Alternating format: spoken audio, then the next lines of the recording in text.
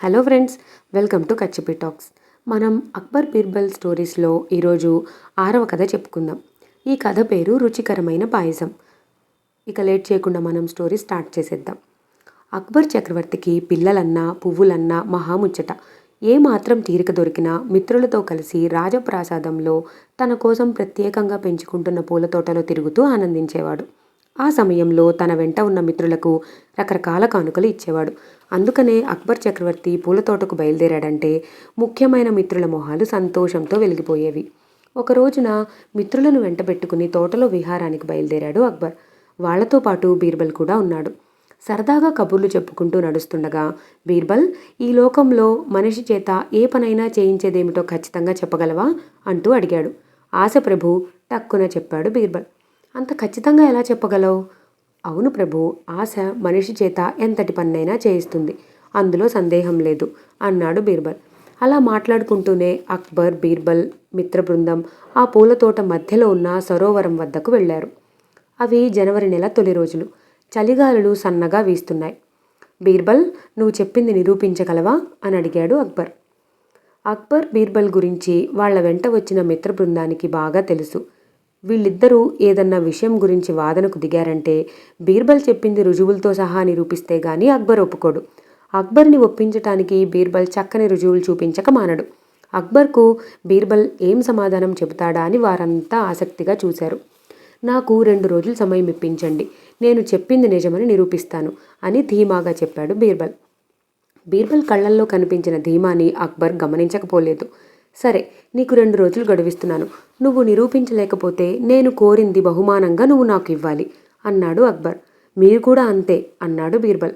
ఇద్దరూ సరే అంటే సరే అనుకున్నారు. సరిగ్గా 2వ రోజున చీకటి పడుతున్న వేళ బీర్బల్ ఓ యువకుడిని వెంట పెట్టుకుని వచ్చాడు. అతడి అవతారం చూస్తుంటేనే ఆ యువకుడు ఎంతో బీదవాడని అర్థమవుతోంది. ప్రభు, ఈ యువకుడు బీదవాడు. దరిద్రంలో బ్రతకలేక, చావలేక, పుట్టాక చచ్చేదాకా బ్రతకాలి కనుక ఏదో బతుకీడుస్తున్నాడు.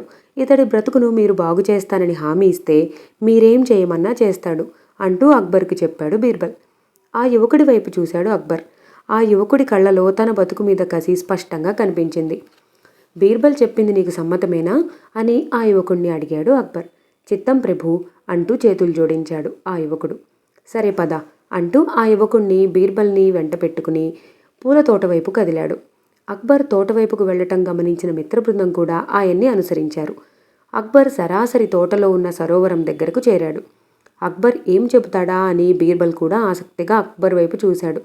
చూడు, నీళ్లలో నువ్వు ఈ రాత్రంతా ఉంటే ఓ ఏనుగు మోయగలిగినంత ధనం నీకిస్తాను అంటూ ఆ యువకుడికి చెప్పాడు అక్బర్. చిత్తం ప్రభు అన్నాడు యువకుడు టక్కున. నేను చెప్పేది ఇంకా పూర్తి కాలేదు. నువ్వు వంటి మీద గోచి తప్ప మరే వస్త్రం ముంచుకుని ఈ నీళ్లలోకి దిగకూడదు. నీళ్లలో నీ తల తప్ప మరే భాగం కనిపించకూడదు. వీటన్నిటికంటే కూడా ముఖ్యమైనది మరొకటి ఉంది. నువ్వు శరీరానికి వేడి కోసం మంటను కానీ, దీపాన్ని కానీ, నిప్పును కానీ ఆశ్రయించకూడదు. వీటిలో దేనిని అతిక్రమించకూడదు. వీటికి నీకు సమ్మతమైతే తక్షణం నువ్వు నీళ్లలోకి దిగవచ్చు అన్నాడు అక్బర్ షరతులు చెప్పి. వీటన్నింటికి నేను ఒప్పుకుంటున్నాను ప్రభు అంటూ ఆ యువకుడు వంటి మీదున్న అంగీని తీసేసి వెంటనే నీళ్లలోకి దిగిపోయాడు. అక్బర్ కొంతమంది భటులను పిలిచి నియమాలన్నీ చెప్పి జాగ్రత్తగా కాపలా కాయమని చెప్పి తన మందిరానికి వెళ్ళిపోయాడు. ఆ రాత్రి అక్బర్కి నిద్ర పట్టలేదు. అక్బర్ మందిరంలోని కిటికీలోంచి చూస్తే తోటలో సరోవరం కనిపిస్తుంది. యువకుణ్ణి చూడాలనిపించి అక్బర్ కిటికీ తలుపులు తెరిచాడు.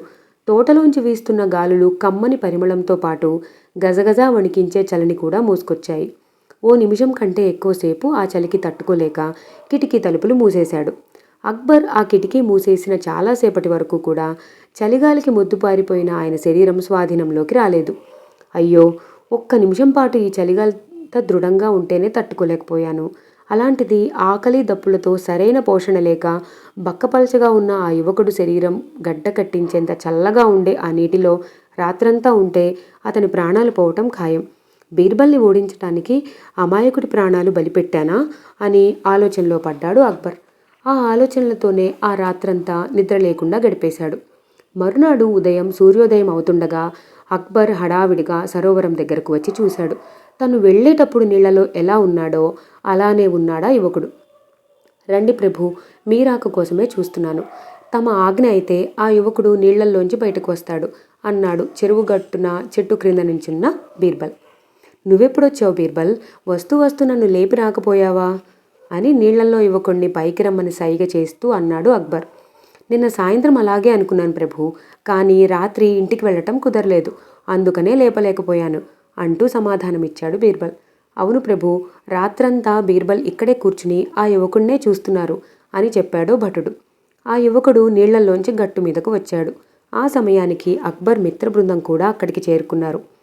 ఈ యువకుడు రాత్రంతా నీళ్లలోనే ఉన్నాడా, లేక బయటకు వచ్చాడా అంటూ భటుల్ని అడిగాడు అక్బర్. రాలేదు ప్రభు అంటూ వారంతా చెప్పారు. నీకు ఇలా రాత్రంతా చన్నీళ్లలో ఉండటం ఎలా సాధ్యమైంది అంటూ తిరిగి ఆ యువకుణ్ణి అడిగాడు. ప్రభు, ఈ రాత్రంతా చన్నీళ్లలో ఉండగలిగితే తెల్లారేసరికల్లా నా దరిద్రం తీరిపోతుందనే ఆశ మొదటి కారణం. ఇక ఈ చలి నన్ను బాధించకుండా ఉండటానికి మీ మందిరంలో వెలుగుతున్న దీపం మీద నా దృష్టిని ఉంచాను. అందువల్ల నాకసలు నా చుట్టూ ఏం జరుగుతుందో తెలియలేదు అంటూ సన్నగా వణుకుతూ చెప్పాడు. ఆ యువకుడి మాటలు విన్న అక్బర్ మిత్ర బృందంలో ఒకరు, పాదుషా, ఈ యువకుడు మీరు విధించిన షరతులు అతిక్రమించాడు. మీ మందిరంలోని దీపం నుండి వేడిని గ్రహించి తన శరీరాన్ని వేడిపరుచుకున్నాడు అన్నాడు. అవునవును అంటూ మిగిలిన వారు వంతపాడారు. బీర్బల్ వంక చూశాడు అక్బర్. అతను నోరు మెదపకుండా ఉండిపోయాడు. నువ్వు షరతుల్లో ఒకదానిని అతిక్రమించావు కనుక నీకు ధనం ఇవ్వటం కుదరదు, ఇక నువ్వు వెళ్ళవచ్చు అన్నాడు అక్బర్. ఆ యువకుడు తన దరిద్రాన్ని తానే నిందించుకుంటూ కన్నీళ్లతో బీర్బల్కి నమస్కారం చేసి అక్కడ నుండి తల వంచుకుని వెళ్ళిపోయాడు. బీర్బల్, నేను చేసింది తప్పా ఒప్పా అని ఆ యువకుడు వెళ్ళిపోయాక చిన్నగా అడిగాడు అక్బర్. ప్రభు, నేనిప్పుడు అలసిపోయి ఉన్నాను. నా మెదడు చురుకుదనం తగ్గింది. మీ ప్రశ్నకు సమాధానం రేపు చెబుతాను. నేటికి సెలవిప్పించండి అంటూ తను కూడా బయటకు నడిచాడు. మరునాడు సాయంత్రం తోటలోకి వచ్చిన అక్బర్కి ఓ వింత దృశ్యం కంటపడింది. 20 అడుగుల పొడవున్న 3 కర్రల్ని త్రిభుజాకారంలో నిలబెట్టి ఆ మూడింటి మధ్యలో ఓ కుండ కట్టి ఉంది. నేల మీద ఆ మూడింటి మధ్యలో పుల్లలలో మంట పెట్టి ఆ మంట వేడి ఆరిపోకుండా విసనకర్రతో విసురుతున్నాడు బీర్బల్. బీర్బల్ని సమీపించి, ఏమిటిదంతా, ఏం చేస్తున్నావు అంటూ అడిగాడు అక్బర్. పాయసం వండుతున్నాను ప్రభు, మంట విసరటం ఆపకుండానే జవాబిచ్చాడు బీర్బల్. పాయసమా? మంటకు అంత ఎత్తులో కుండను కట్టి పాయసం వండుతున్నావా? ఏం బీర్బల్, రాత్రికి రాత్రి ఏ మాంత్రికుడి దగ్గరకన్నా పోయి మంత్రాలు నేర్చుకువచ్చావా? ఏ గారడివాడి దగ్గరన్నా కనికట్టు నేర్చుకొచ్చావా? ఈ మంటవేడికి ఆ పాయసం ఉడుకుతుందా అంటూ ఎగతాళిగా నవ్వుతూ బీర్బల్ భుజం తట్టాడు. భలేవారు ప్రభు, 500 గజాల కన్నా దూరంలో ఉన్న ఓ చిన్న దీపం రాత్రంతా చలినీళ్లలో పీకల దాకా మునిగి ఉన్న ఓ యువకుడికి వేడిని అందించగలేంది, ఆ దీపం కంటే 10 రెట్లు పెద్దదైన ఈ మంట 20 అడుగుల ఎత్తులో ఉన్న పాలను పాయసంగా చేయలేదా ప్రభు? అది తేల్చుకునే ప్రయత్నంలోనే ఉన్నాను అన్నాడు బీర్బల్. మంత్రగాడిలా భలే గమ్మత్తుగా చేసి చూపించావే అన్నాడు అక్బర్. ఇప్పుడు చెప్పండి, నాకు ఈ మంత్రం నేర్పిన మంత్రగాడు, కనికట్టు నేర్పిన గారడీవాడు మీరు కాదా అంటూ నింపాదిగా అడిగాడు బీర్బల్. బీర్బల్ కొట్టిన దెబ్బ అక్బర్ పాదుషా నషాళానికి ఎక్కింది. వెంటనే ఎవరక్కడా అంటూ అరిచాడు. వెంటనే 2 భటులు వచ్చారు. నిన్న ఈ సరోవరంలో జాగారం చేసిన యువకుణ్ణి వెతికి పట్టుకుని మా ముందు హాజరుపరచండి అంటూ భటులకి ఆజ్ఞను జారీ చేసి బీర్బల్ వంక తిరిగి, బీర్బల్, నువ్వు పాయసం కాయటం పూర్తి అయ్యాక కాస్తంత నాకు కూడా పంపించు, నీ చేతి పాయసం రుచి చూస్తాను అని నవ్వుతూ చెప్పి తన మందిరం వైపు కదిలిపోయాడు. మంచి వాళ్లకు, కష్టపడిన వాళ్లకు దేవుడెప్పుడూ అన్యాయం చేయడు, కానీ ఆ భగవంతుడి కరుణ వాళ్ల మీద ప్రసరించటానికి కాస్తంత ముందు వెనక అవుతుందంతే.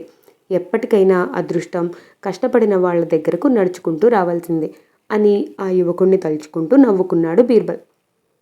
ఇదండి ఈరోజు స్టోరీ.